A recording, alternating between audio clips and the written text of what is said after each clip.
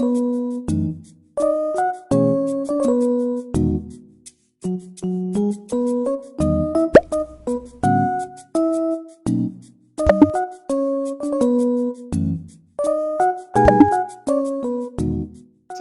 adanya pandemi COVID-19 pada akhir tahun 2019, pelaksanaan sistem pembelajaran pada satuan pendidikan mengalami bentuk perubahan operasional. Untuk mengetahui sistem pembelajaran yang dilaksanakan di beberapa sekolah, saya akan mewawancarai narasumber yang merupakan guru dari salah satu sekolah yang terkena dampak dari COVID-19. Narasumber pertama yaitu Ibu Eka Aprianti. Beliau mengajar di MI Padalarang.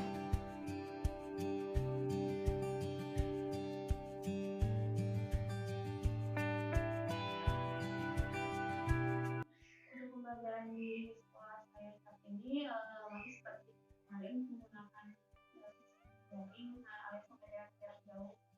Jadi anak-anak tidak datang ke sekolah, semuanya pun mengajarkannya di rumah dan melalui daring. Nah, kalau saya menggunakan WA dan juga kadang pembelajaran dari YouTube juga. YouTube ibu mengasah link video pembelajaran, nanti anak-anak memperhatikan dari YouTube-nya. Kemudian setelah itu saya memberikan pertanyaan-pertanyaan, misalnya melalui WA group. Jadi nanti pertanyaan-pertanyaan langsung dijawab di WA group itu? Enggak, nanti orang tua mengirimkannya secara japri ke saya. Jadi tidak lisan? Ya, lewat tulisan dikirimkannya melalui foto anak-anaknya. Jadi penilaiannya langsung pas japri itu ya? Nah, kalau menurut Ibu ini, Ibu kan menggunakan dua aplikasi berarti ya, YouTube dan WhatsApp. Menurut Ibu itu aplikasi itu udah cukup belum untuk sistem pembelajaran saat ini? Sebenarnya kalau dibilang cukup belum ya, karena orang tua juga sebenarnya banyak yang mengeluh untuk pembelajaran itu, banyak yang belum HP-nya banyak yang rebutan sama anak-anak yang lain, ada yang kuota terbatas, ada yang malah HP-nya tidak bisa buka WA gitu. Kayak apa sih masih belum cukup untuk digunakan sebagai pembelajaran lagi. Bahkan ketika saya tawarkan, Mama mau Zoom tidak? Orang tua bilang, Bu, saya kuotanya nggak terbatas, memori saya penuh. Jadi saya rasa memang belum cukup untuk menggunakan aplikasi itu kalau untuk pembelajaran lagi. Kalau untuk memaksakan menggunakan Zoom juga nggak bisa ya? Nggak bisa ya. Karena semuanya tidak semua orang tua itu melek teknologi. Ada yang bisa tapi kendalanya terbatas kuota. Ada juga yang rebutan sama anak-anaknya lain. Hambatan lainnya kalau untuk daring itu jadi anak-anak itu kan kebanyakan tidak memahami ya, kurang memahami pembelajaran yang diberikan, karena saya sebagai guru hanya memberikan tugas saja. Untuk memberikan penjelasan itu kan itu sangat terbatas kalau dari hambatannya dari situ. Terus juga malah ada sampai anak yang di rumahnya itu nangis, marah sama tuanya karena mungkin bosan belajar di rumah terus tapi nggak ngerti. Itu hambatannya juga. Itu terlihatnya tuh ketika di daring mereka ada yang beberapa nggak ngumpulin tugas. Ketika saya, ayo hari ini ke sekolah, anak-anak anusnya pada ke sekolah gitu. Terus malah lebih semangatnya itu ketika mereka ke sekolah dibandingin di rumah. Bosan ya. Tapi di sekolah orang tuanya mengeluh, Bu, misalnya contohnya salah satunya namanya Alis. Bu, Alma kalau di rumah tuh sukanya malah nangis, marah-marah. Ketika ke sekolah sampai kalau nggak boleh marah-marah, nggak boleh nangis. Ayo belajar di sekolah, ayo belajar sama ibu. Anaknya mau. Ketika di rumah udah nggak bisa baca gitu. Saya ke sekolah, ayo baca. Saya baca tuntun mama. Loh, itu bisa baca gitu. Anaknya ketawa. Oh, berarti anaknya memang nggak mau kalau di rumah, pengennya di sekolah. Bu, bagaimana? Kalau saya sih coba seperti tadi ya, karena kan banyak permintaan dari orang tua juga. Bu, cobalah ada les di luar pelajaran sekolah gitu. Nah, saya solusinya sih salah satunya anak-anak itu kadang 1 minggu 2 kali anak-anak ayo kita ke sekolah, kita belajar di sekolah dengan les. Jadi walaupun daring, tetap anak di sekolah sama saya diajarin juga. Berarti Ibu memaksakan tetap ada pertemuan dalam seminggu. Pertemuan dalam seminggu, dan itu memang diizinkan untuk kelas sekolah dengan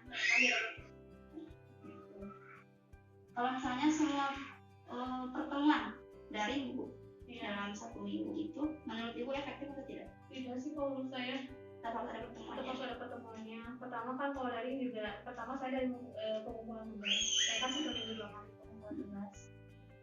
Minggu satu yang di hari saya kan hari Jumat kumpulkan tugas, saya fokus mengenai tugas. Nanti dari Seninnya ayo ke sekolah kita baca. Nah, kita kalau ada pertemuannya, kalau full daring itu tidak efektif kalau menurut saya.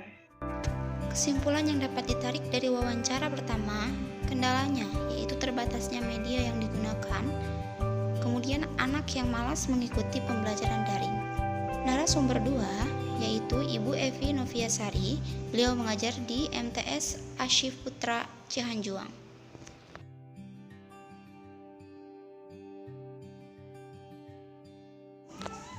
Kalau untuk sistem pembelajaran di sekolah saya memang menggunakan online. Saya menggunakan 2 media, yaitu Zoom dan Google Meet. Jadi setiap harinya anak-anak masuk dari jam 8 sampai jam 11.30. Jadi diawali dari murojaah bareng-bareng bersama teman-teman di virtual Zoom atau Google Meet. Jadi anak-anak tetap mengikuti pembelajaran, yaitu sehari mendapatkan 2 mata pelajaran.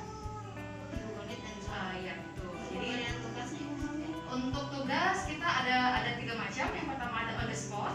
On the spot itu ketika guru mengajar anak-anak langsung mengisi. Yang kedua anak-anak mendapatkan kuisis. Yang kuisis ini bisa dilaksanakan ketika malam atau besoknya. Yang ketiga tugas. Tugasnya itu rentannya itu 2 hari sampai seminggu waktu pengerjaannya.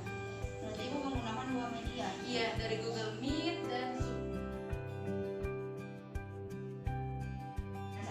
Kalau dikatakan cukup atau tidak, jelas tidak ya, karena di masa seperti ini anak-anak pasti mengalami materi yang tidak maksimal mungkin ya. Tapi kalau menurut saya di masa pandemi ini ya tidak ada lain, tidak ada pilihan ya udah gitu menggunakan Zoom dan Google Meet ini gitu. Tapi kalau untuk materi ya jelas Bu, tidak semaksimal selayaknya kita ngajar di kelas kan ya.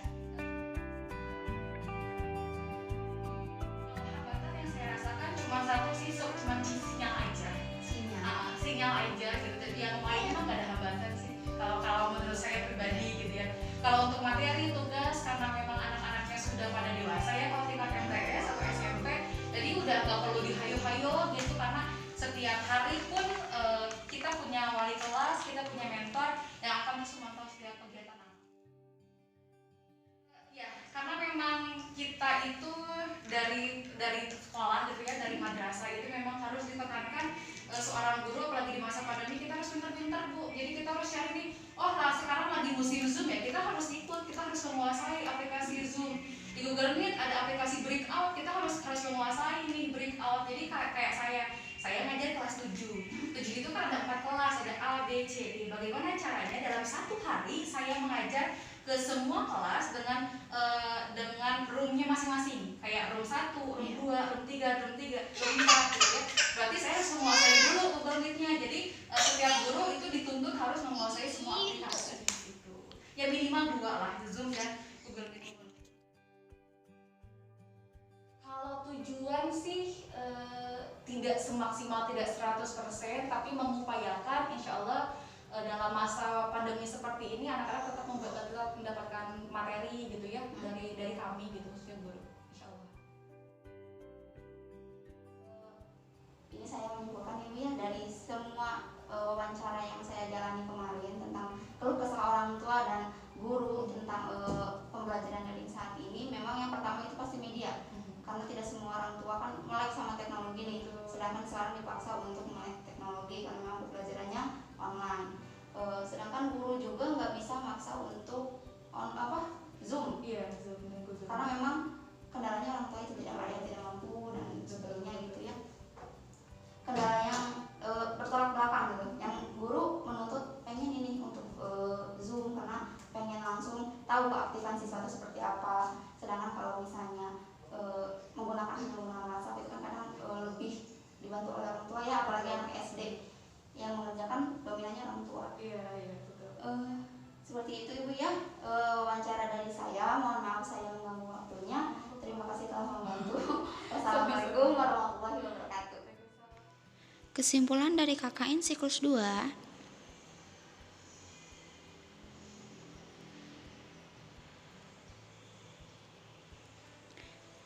Terima kasih telah menonton. Assalamualaikum warahmatullahi wabarakatuh.